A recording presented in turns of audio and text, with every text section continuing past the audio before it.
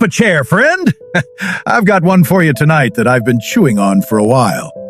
This is a story about a small, skinny boy on a South African playground. The kind of kid who gets picked on for being too quiet and too strange. One morning at school assembly, a group of boys hunted him down at recess, found him eating a sandwich, kicked him in the head, and pushed him down a set of concrete steps. When his little brother Kimball found him at the hospital, he said, and I'm quoting him, "I couldn't even recognize his face. It was such a swollen ball of flesh that you could barely see his eyes." 4 years later, he would become the richest man on Earth. He would build the rockets carrying American astronauts to the space station.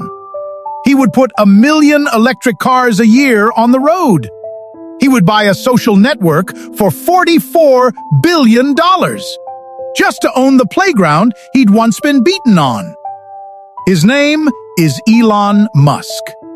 And Walter Isaacson, the same man who wrote the famous book on Steve Jobs, shadowed Elon for 2 straight years to write this one. It's called simply Elon Musk. I'm not here to argue with you about the man. Heaven knows the world does enough of that. I'm here to tell you his story, the way Walter told it, from the playground to the launch pad to the loneliness at the top. South Africa in the 1980s was a violent place. But the real scars came at home. Elon's father, a man named Errol, was a charismatic, brilliant engineer with a Jekyll and Hyde temper. After that schoolyard beating, that hospital beating, Elon finally came home. And you know what his father did? He sided with the boys who did it. Made Elon stand there for a full hour and listen to his own father call him worthless, an idiot, pathetic. Kimball watched the whole thing. He calls it the worst memory of his life. So Elon did the only thing a small boy can do. He went inward. His first wife, Justine, said it best, friend. If your father is always calling you a moron and an idiot, maybe the only response is to turn off anything inside that would have opened up an emotional dimension. He learned to shut down fear, she said. But if you turn off fear, you might have to turn off joy too, or empathy. You remember that, friend. We'll come back to it. At age 11, Elon walked through a shopping mall in Johannesburg and saw his first computer. Just stood there, stared, begged his father to buy him one. Errol said no, computers are just toys. So, Elon saved odd job money and bought himself a Commodore VIC-20. It came with a 60-hour basic programming course. He finished it in 3 days, barely slept. By 13 years old, he'd written a video game called Blastar. 123 lines of code. Sold it to a magazine for $500. A boy the world kept trying to break. Had found a universe he could build himself. And he made a decision. At 17, he was going to leave. Leave his father. Leave South Africa. Get to America. Because America was where the computers were, and America was where the rockets flew. His father gave him $2,000 in traveler's checks. His mother cashed out a stock account she'd started with prize money from a beauty contest. Gave him another $2,000. That was it. He flew to Montreal. Slept in a youth hostel on top of his backpack because he was sure somebody would rob him. Bought a $100 bus pass and traveled 1,700 miles across Canada to a cousin's wheat farm in Saskatchewan, where he cleaned out grain bins and helped raise a barn. 18th birthday, they baked him a cake. Happy birthday, Elon, in chocolate icing.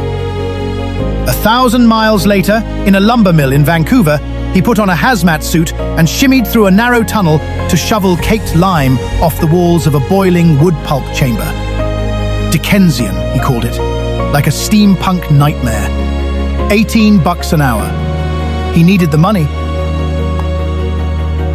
From there, Queen's University, then the University of Pennsylvania on scholarship, then accepted to Stanford for a PhD in physics. Showed up in California in 1995. Stayed 2 days. 2 days, friend! Told his professor the internet was about to change the world, and he needed to be in it, not watching it. He started a company called Zip2 with his brother Kimball. Slept on a beanbag in the office. Showered at the YMCA. 4 years later, they sold it, and Elon, 27 years old, walked away with $22 million. Most people? That's the rest of your life. You're done. Not Elon. He took almost every dime and founded an online bank called X.com, which merged with a little company called PayPal. Sold that to eBay. Now, he's a $180 million man at 31. And what did he do? He took $100 million of it and started a rocket company in a warehouse because he had decided that humanity needed to become multiplanetary. A backup plan. A colony on Mars. Everyone told him he was insane. One friend even made him a montage of rockets exploding before the board meeting, trying to talk him out of it. He did it anyway. The company was SpaceX. Little atoll called Kwajalein out in the Pacific. That's where they launched from. And I need you to listen carefully, friend, because this is the part that still gives me chills. First launch, 2006, exploded. Second launch, 2007, exploded. Third launch, August 2008. He told his team, "I believed that if we couldn't do it in 3, we deserved to die." 180 pounds of Air Force satellite on top. 2 NASA satellites. And I am not making this up. The cremated ashes of James Doohan, the actor who played Scotty on Star Trek. It cleared the tower. The control room cheered. Somebody shouted, "Third time a charm!" And then the first stage bumped the second stage. Everything crashed into the Pacific, including poor Scotty. And that same year, 2008, Tesla, his car company, was about to die. He'd poured every dollar he had into both companies. He was paying his divorce lawyers $170,000 a month. He was borrowing from friends to make Tesla's payroll. His brother Kimball sold his last Apple stock, just handed it over to Elon. And at night, his fiancée, a young actress named Tallulah Riley, would sit by the bed as Elon mumbled in his sleep and screamed and clawed at her. "I kept thinking he was going to have a heart attack," she said. Some nights he'd stagger to the toilet and vomit from the stress. Tallulah would stand there and hold his head. One of his closest friends, a man named Mark Juncosa, walked into Elon's cubicle at SpaceX. "Dude," he said, "why don't you just give up on one of these two things? If SpaceX speaks to your heart, throw Tesla away." Elon wouldn't do it. He told Walter later, "It was like you've got 2 kids and you're running out of food.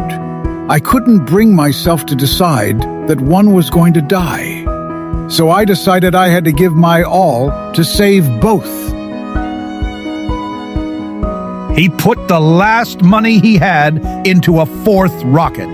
Had his team fly it to Kwaj in a C-17 transport plane, where the pressure change nearly crushed the rocket in the cargo hold. Engineers with pocket knives cut through shrink wrap and twisted open a pressurization line with their bare hands to save it. And on September 28th, 2008, that 4th rocket, the Falcon 1, cleared the tower. 2 minutes. Second stage separated clean. 9 minutes after liftoff, it reached orbit. The first privately built rocket in the history of the world to make it to space. Kimball, standing next to his brother in the control room, burst into tears. 3 months later, Christmas Eve, 2008. NASA called Elon and awarded SpaceX a $1.6 billion contract to fly cargo to the space station. Elon changed his computer password that night. You want to know what he changed it to? I love NASA. Tesla lived. SpaceX lived.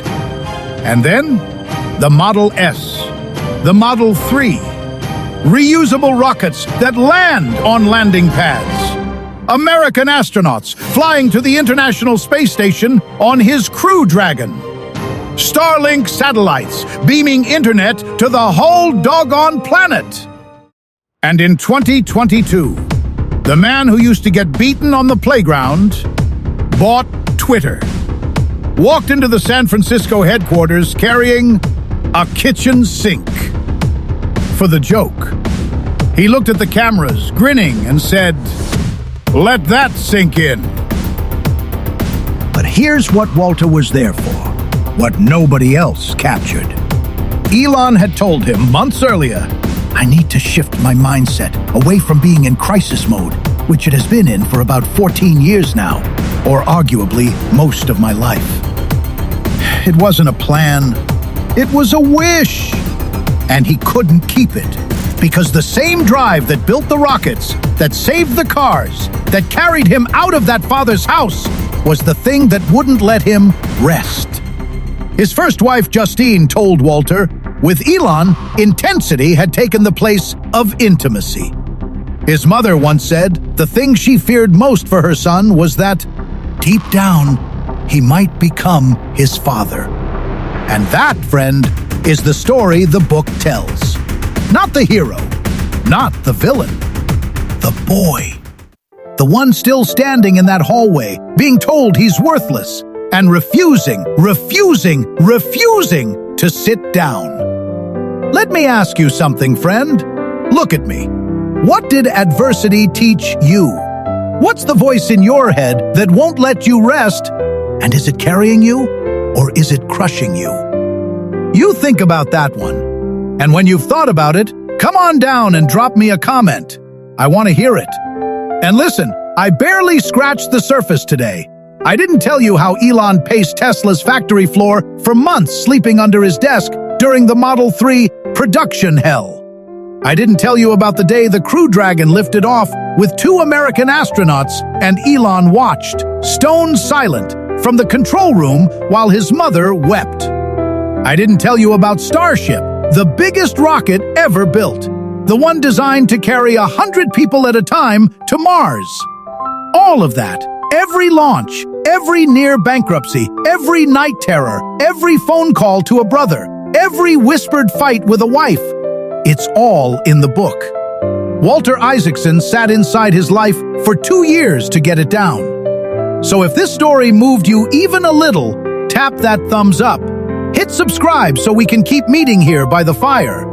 And go get yourself a copy of Elon Musk by Walter Isaacson. Read it slow, friend, because whatever you think of the man, the story is one of the most extraordinary any of us will ever read in our lifetime. Good night. And if the world ever knocks you down those concrete steps, you just remember the small boy who got back up and reached for the stars.